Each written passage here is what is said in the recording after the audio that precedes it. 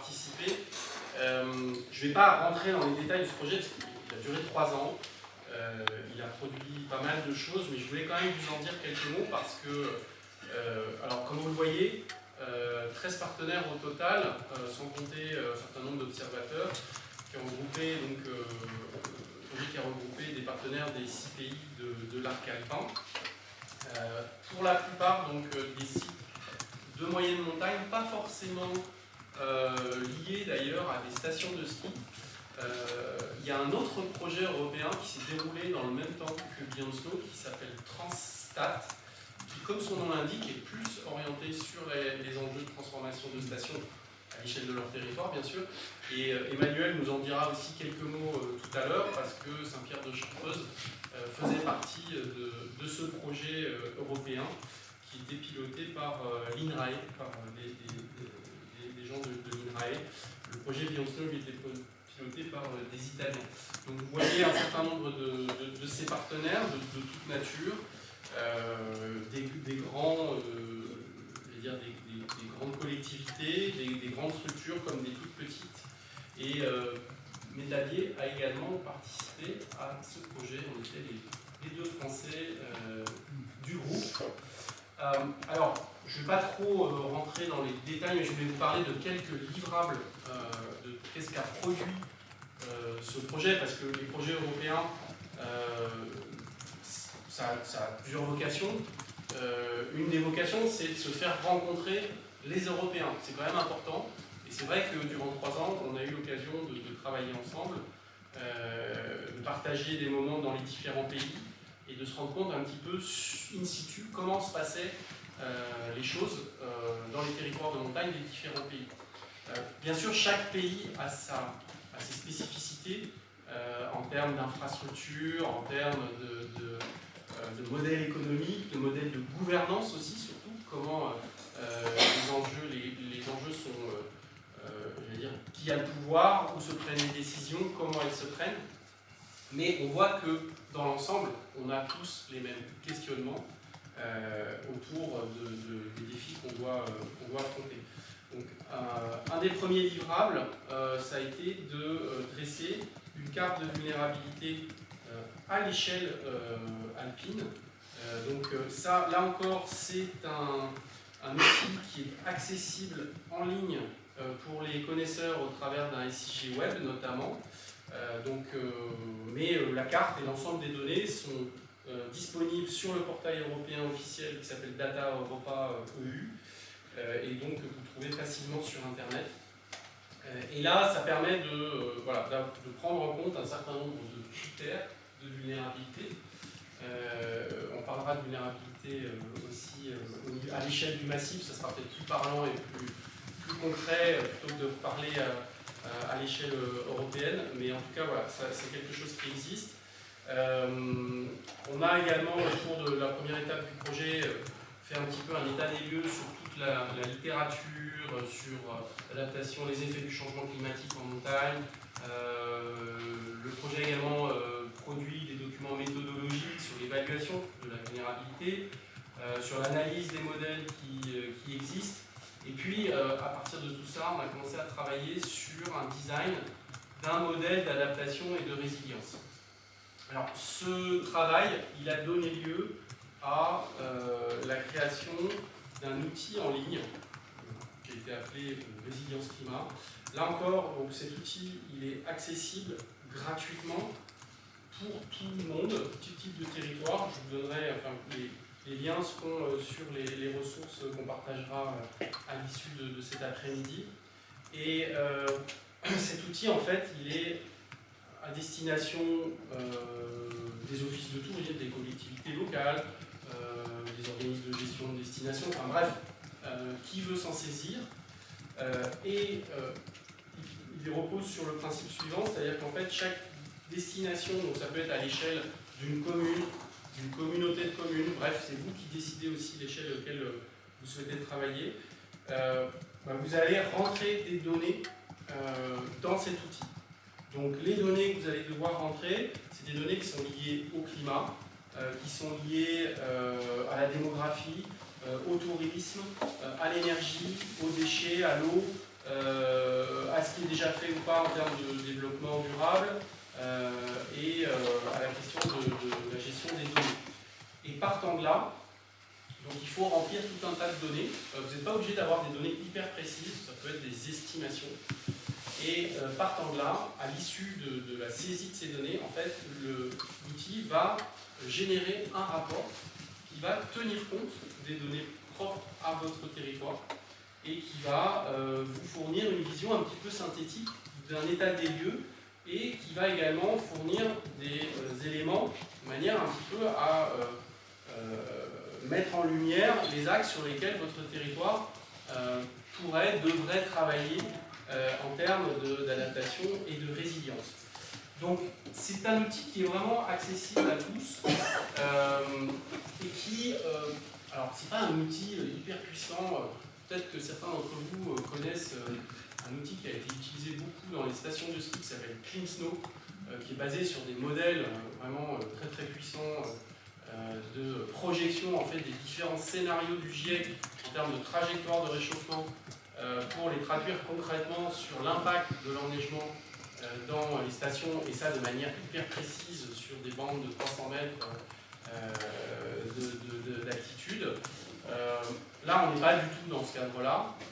On est vraiment sur un outil qui permet finalement de rassembler les différents acteurs du territoire sur cette question-là autour d'un objet concret qui va donner lieu à la production d'un rapport à partir duquel les acteurs peuvent se mettre en mouvement pour agir sur tel ou tel aspect. Donc ça, c'est vraiment quelque chose qui a été pensé pour être à la main de tous les territoires. Donc on espère qu'il va pouvoir être maintenu le plus longtemps possible, parce que là, dans le cadre du projet, il est encore accessible gratuitement. On est en train de voir comment on peut faire en sorte pour que, parce qu'évidemment, ça nécessite quand même un petit peu de coût de maintenance, pour qu'il soit maintenu le plus longtemps possible. Autre livrable, je passe rapidement parce que j'y reviendrai aussi après dans la suite de la présentation, mais nous, au niveau de la fabrique des transitions, on n'avait pas de site pilote à proprement parler. On est plutôt intervenu de manière globale pour essayer d'accompagner les différents acteurs du projet, et notamment les acteurs des sites pilotes, et on leur a proposé de mettre en œuvre une méthodologie qui a été conçue par la fabrique des transitions, qui s'appelle le diagnostic sensible. Alors, le diagnostic sensible, c'est une forme de diagnostic territorial qui s'intéresse à tout, sauf à l'aspect quantitatif. On va plutôt s'intéresser à la façon dont les acteurs du territoire considèrent les enjeux de transition, d'adaptation, et surtout dont les différents acteurs du territoire arrivent ou pas à coopérer pour définir des stratégies de transition, d'adaptation. Et ce qui est intéressant, c'est que cette méthodologie-là, on ne l'avait pas du tout testée sur des pays étrangers, et on a vu qu'elle produisait des effets similaires à ceux qu'on avait observés dans les territoires français sur lesquels on a mis en œuvre cette méthodologie. En gros, on a maintenant presque une centaine de territoires sur lesquels on a réalisé ces diagnostics. Voilà, c'est quelque chose dont tout type de territoire peut se saisir. N'hésitez pas à vous rapprocher de nous, à voir plus concrètement en quoi ça consiste. Mais en tout cas, c'est quelque chose qui peut être très bénéfique en termes de mise en mouvement, de déclenchement des acteurs. Comme vous pouvez le voir, il y a des effets mobilisateurs, il y a des effets déclencheurs. Et puis, ça permet aussi d'avancer dans le cheminement. On parle d'effets révélateurs sur la façon dont les gens, finalement, comprennent les dynamiques en cours et essayent de positionner leur territoire dans ces mécanismes et comment ils peuvent prendre en part. Outre livrable du projet, chaque site pilote a établi des stratégies de transition. Alors, il s'agit des stratégies de transition modestes, parce que le projet, et notamment cette partie-là d'accompagnement des sites pilotes, a duré que quelques mois, donc on n'est pas sur un travail pluriannuel qui est généralement l'échelle sur laquelle on doit se situer quand on va travailler sur un projet de transformation du territoire. Mais néanmoins, on a pu observer quand même des choses intéressantes en analysant ces stratégies. Je ne vais pas rentrer dans le détail des 10 stratégies des sites pilotes, mais elles sont de nature assez diverses. Mais en tout cas, comme vous pouvez le voir, ce qui est intéressant de noter, c'est que dans ces stratégies qui ont été établies par les acteurs locaux, eh bien, finalement, la question du tourisme en tant que tel n'est qu'un élément parmi 8 autres. Et on voit que rapidement, en fait, les acteurs ont intégré, ou en tout cas ont pris en compte, la nécessité également de mettre en œuvre des processus de transformation sur évidemment la mobilité, alors qui est en lien aussi avec le tourisme, mais pas que, sur les questions d'éducation, sur les questions d'accès au financement, sur les questions de gestion des risques, on y reviendra tout à l'heure, et sur la question finalement de la façon dont l'économie territoriale peut tenir le coup dans un contexte de transformation et de la situation climatique notamment. Donc, je ne rentre pas trop dans les détails, mais ce qui est intéressant, c'est que là encore, toutes les ressources sont accessibles librement sur le site du projet Beyond Snow, et vous pouvez aller voir site pilote par site pilote. Il y a notamment des sites qui ressemblent beaucoup à ici, et ça peut être intéressant d'aller y jeter un œil. Alors, il y a quelques ressources en français, mais on est dans un projet européen, la plupart sont en anglais quand même. Mais bon, il y a plein d'outils pour traduire facilement. Oui, des questions? Oui, bonjour. Donc, moi, je m'appelle Agathe, je suis habitante à Chasseray depuis bientôt 4 ans, à l'école, et conseillère municipale depuis 1 an et demi. En fait, là, je me posais la question, justement, par exemple, le diagnostic sensible, c'est qui doit s'adresser à vous? Est-ce que c'est une commune? Est-ce que c'est une association? Est-ce que c'est une communauté de communes? Enfin, à quelle échelle on peut s'adresser à vous pour être piloté? Alors, on peut faire un diagnostic sensible sur un territoire à différentes échelles. On l'a fait sur des communes, on l'a fait sur des communautés de communes, on l'a fait sur des PEPR, on l'a fait sur des PNR aussi, des parcs naturels. On l'a fait sur des agglomérations, on l'a fait sur des grandes métropoles. Donc ça, c'est techniquement, j'allais dire, c'est possible. Ensuite, ce qui est important, c'est que compte tenu des enjeux qu'il y a derrière ce diagnostic sensible, il y ait un portage politique au sens de l'exécutif politique du territoire. Le diagnostic sensible, il vise à écouter tous les acteurs du territoire, donc les élus, les agents des collectivités, les acteurs socio-économiques, les représentants territoriaux de l'État. On les appelle les 4 fantastiques dans le langage de la fabrique des transitions. Donc on écoute l'ensemble de ces acteurs, un panel de ces acteurs. Par contre, pour que véritablement l'exercice ait un sens et surtout une portée, il faut que l'exécutif politique local, donc de la commune, de la Comcom, le maire, le président de la Comcom, eh bien, soit à l'initiative de ce processus. Parce qu'on ne peut pas le faire, en tout cas nous c'est la façon dont on le conçoit, on ne peut pas le faire comme ça en arrivant, dire bonjour, on va frapper à la porte des gens et on va les écouter. Non. Ça se fait dans ce cadre-là, parce que, comme son nom l'indique, en fait on va chercher un petit peu la matière sensible des acteurs du territoire. On ne va pas poser des questions très techniques, on va plutôt poser des questions qui ont plus trait, encore une fois, à la relation des acteurs entre eux. Ça répond à votre question?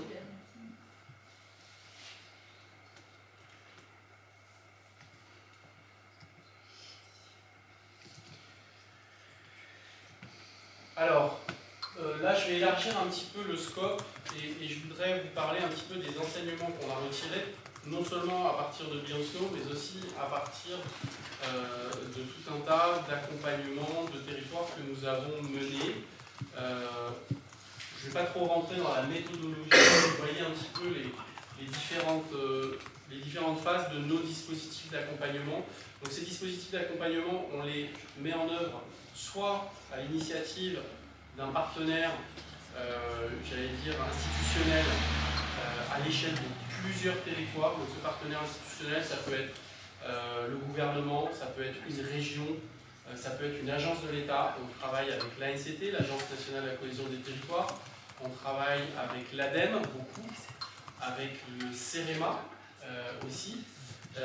Et c'est des dispositifs qui peuvent également être mis en œuvre directement en partenariat avec une commune, une communauté de communes ou tout collectivités, comme on le fait par exemple avec le département du Puy-de-Dôme. Donc vous voyez un certain nombre de territoires de montagne, là j'en ai cité, qui ont fait partie des territoires sur lesquels on a travaillé plus spécifiquement. Le diagnostic sensible d'ailleurs fait partie de la première étape généralement de ces dispositifs d'accompagnement, parce que c'est ce qui va un petit peu à la fois nous donner de la matière, mais aussi permettre justement d'embarquer les différents acteurs dans le dispositif.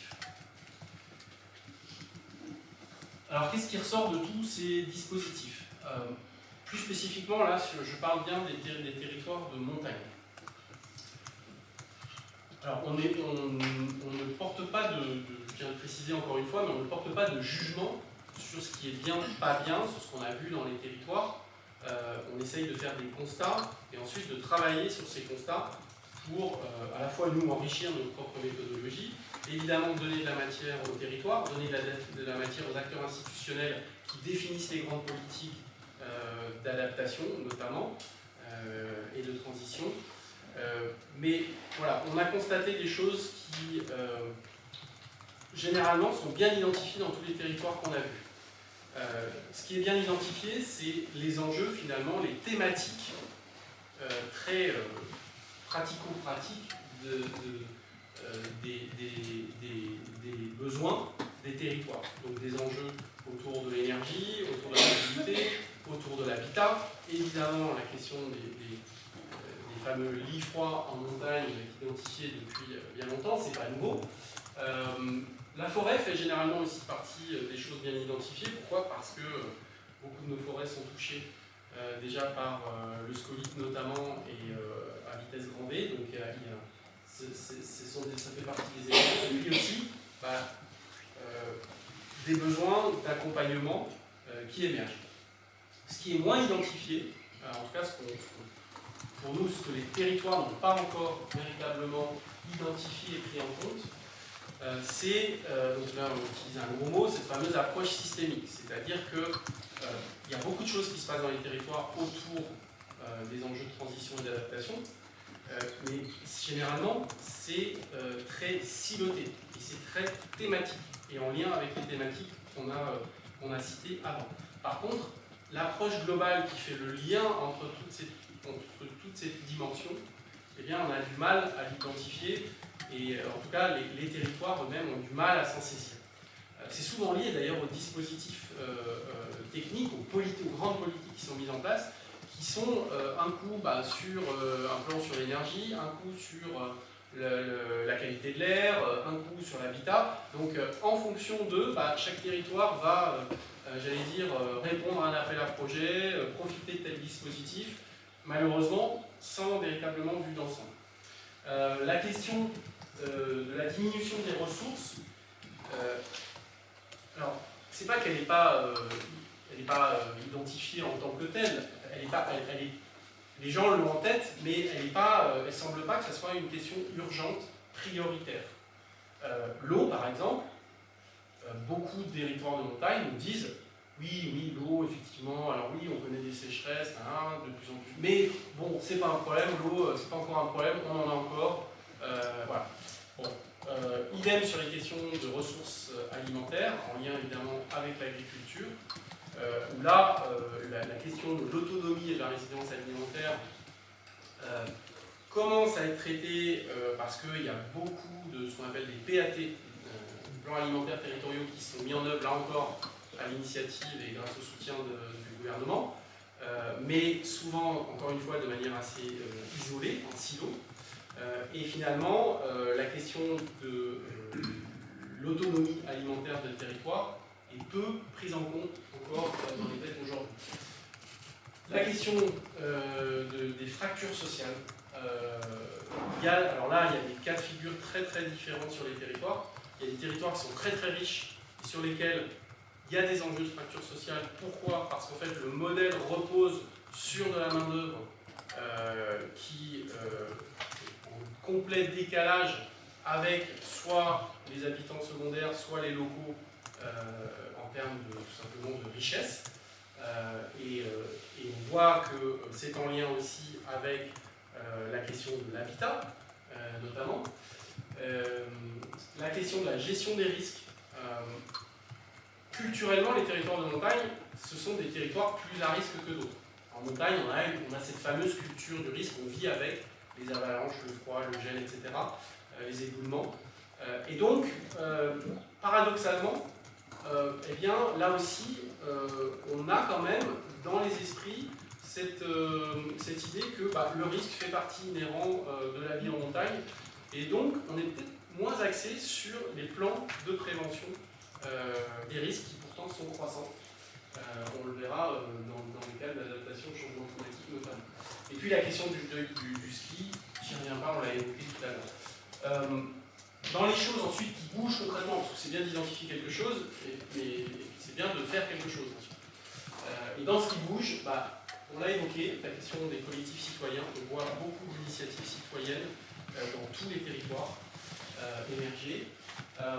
La question, ce qu'on appelle la fameuse mise en récit, j'y reviendrai après, mais en tout cas c'est tout ce qui touche à la façon dont on va tenir compte à la fois de l'histoire du territoire, de ses valeurs, de ses attachements, dont a parlé Emmanuel en introduction, de son patrimoine, qu'il soit matériel ou immatériel, et de la façon dont on va pouvoir le mettre en valeur et s'appuyer dessus pour construire une trajectoire pour le futur.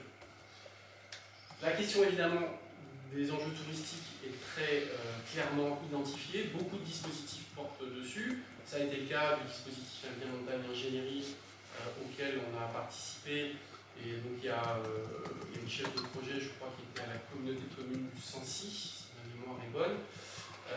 Emmanuel Herman, qui parlera tout à l'heure, fait partie de ce dispositif aussi.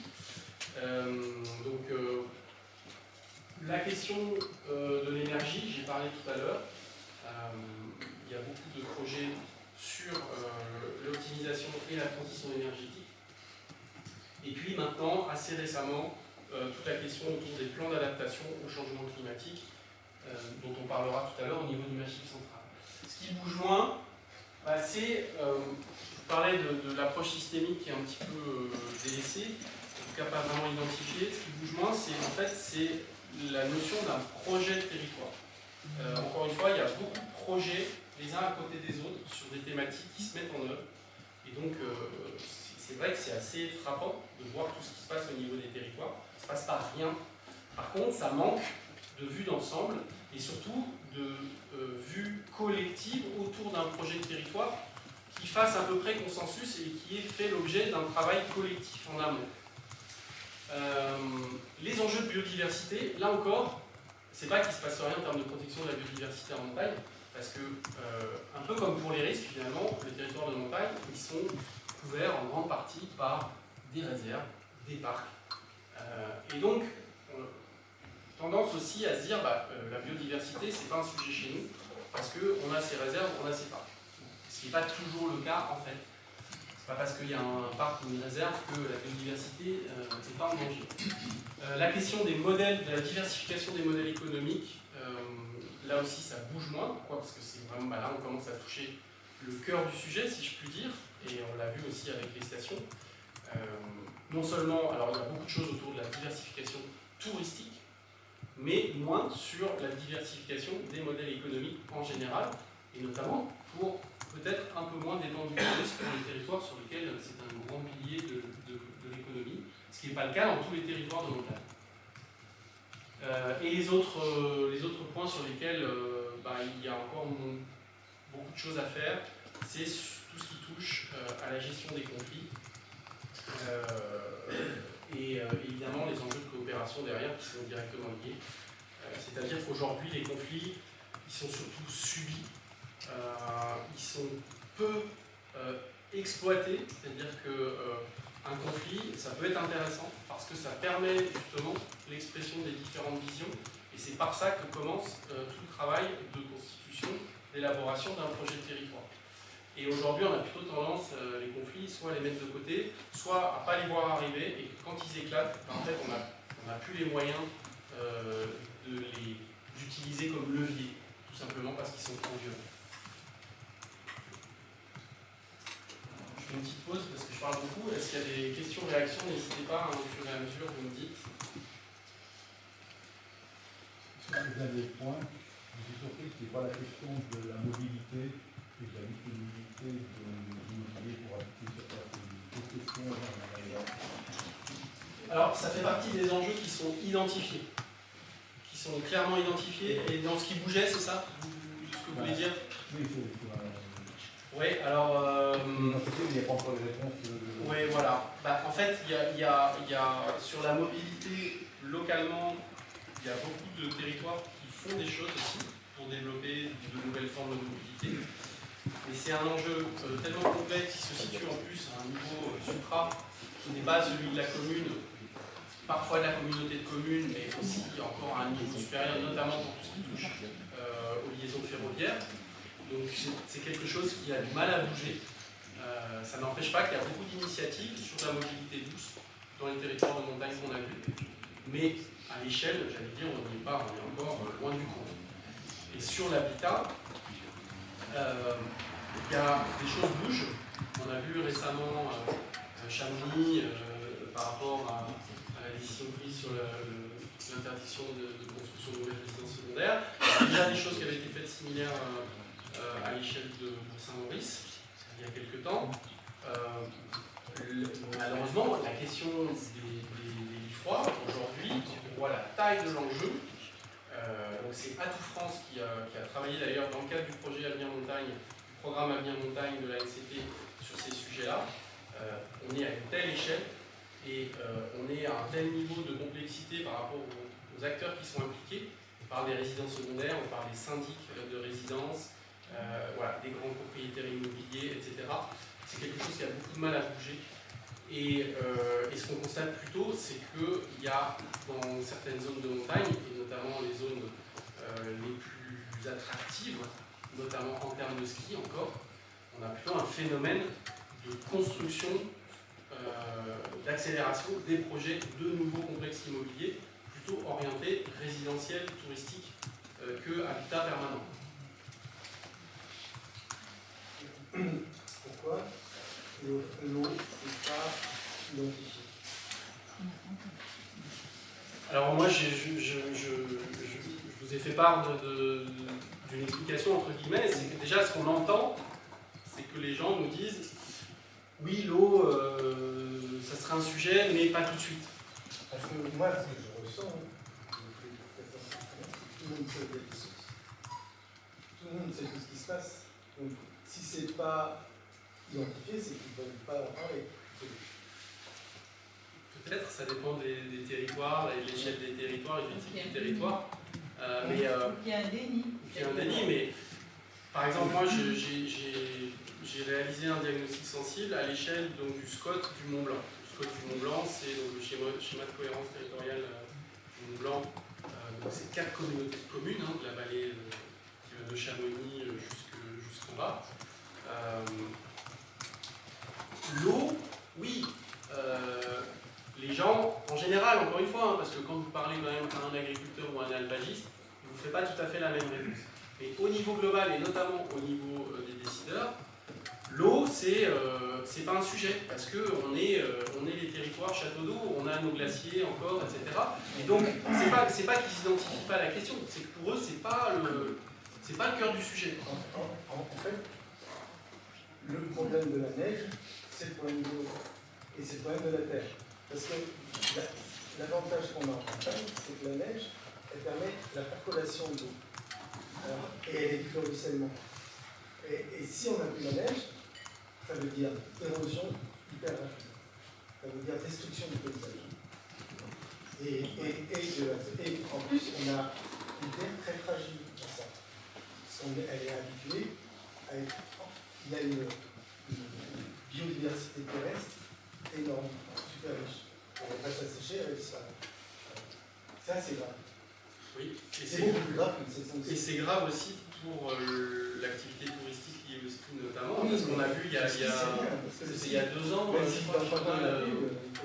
crois, oui, mais ça a un impact quand même. Enfin, il y a 2 ans, je crois que c'était l'hiver, peut-être 2 ou 3, où il y avait la moitié du domaine skiable français à l'échelle de la France, hein, qui était fermé.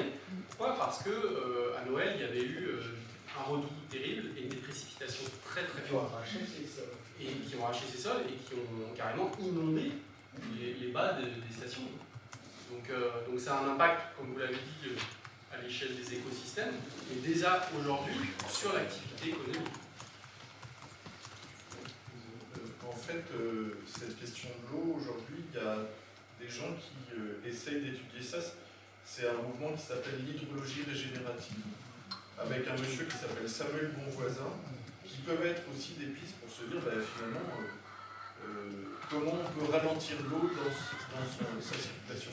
Je ne suis pas du tout en train de dire que c'est une solution à tout, mais on voit aujourd'hui des gens qui, par un certain nombre d'aménagements du paysage, essayent de ralentir justement la circulation de l'eau pour qu'elle reste en haut, en tout cas qu'elle n'emmène pas la tête. Et il favorise aussi la production de pluie sur les continents. Voilà. C'est vraiment, il y a des... Mais il n'y a pas que le problème de... On avance là un peu.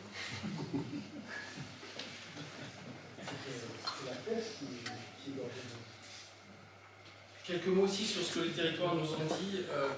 Je vous laisse voir quelques verbatims qui illustrent pas mal. Donc là, je parle des territoires avec lesquels on a travaillé.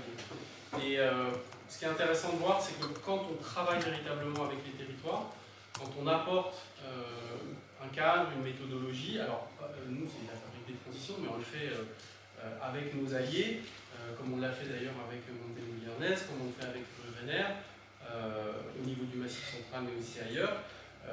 Voilà. Il y a vraiment une notion d'affaires collectives qui se crée et qui vient transformer tout un tas de choses, à la fois au niveau individuel et au niveau collectif. Encore une fois, nous on travaille vraiment sur l'accompagnement du changement, sur la conduite du changement, plus que sur les aspects techniques.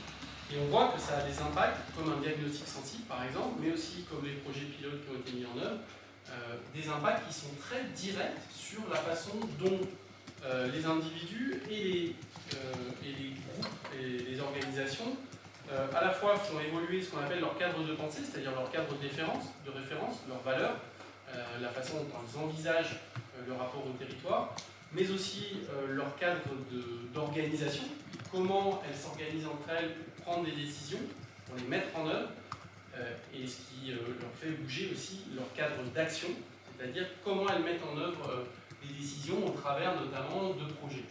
Donc on a tout un tas voilà, là en l'occurrence, on parle le dispositif Avenir Montagne sur lequel on était avec 9 territoires pilotes.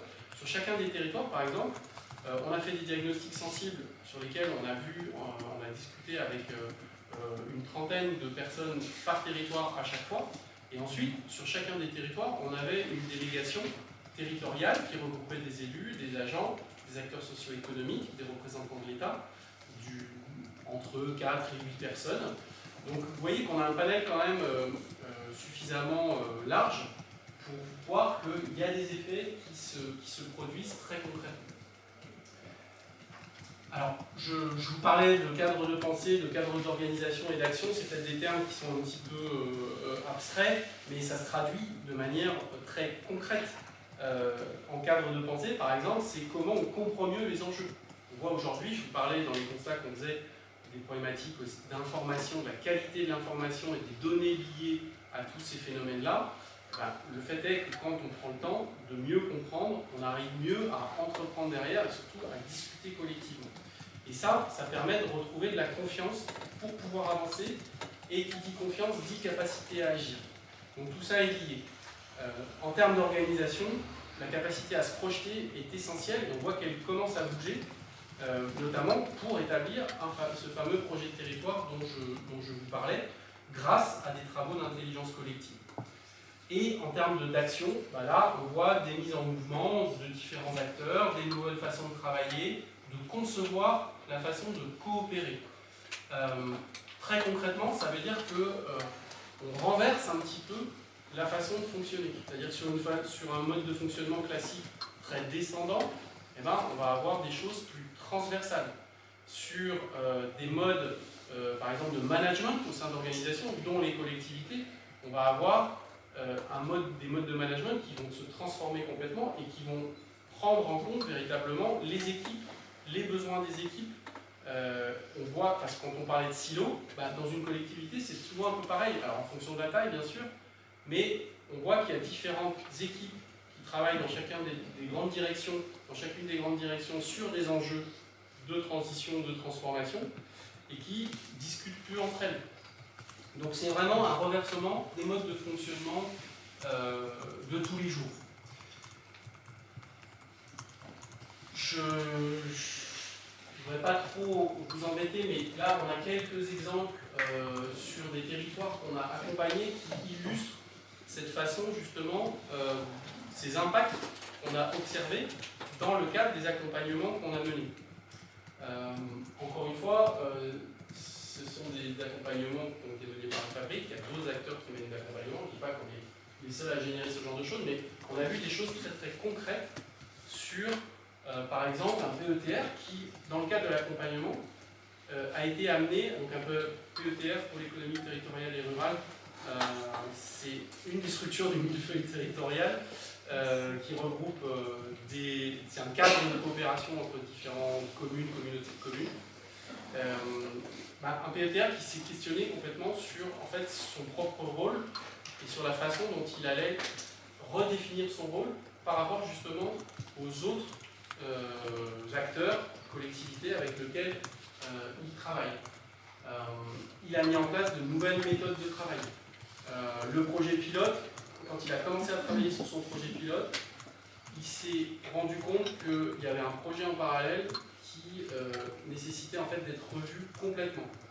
On a aussi, au niveau on a travaillé avec, je vous ai parlé de Maureen Dellier, donc le projet l'accompagnement qui a donné lieu à la création d'une centrale villageoise photovoltaïque. On a vu qu'il y a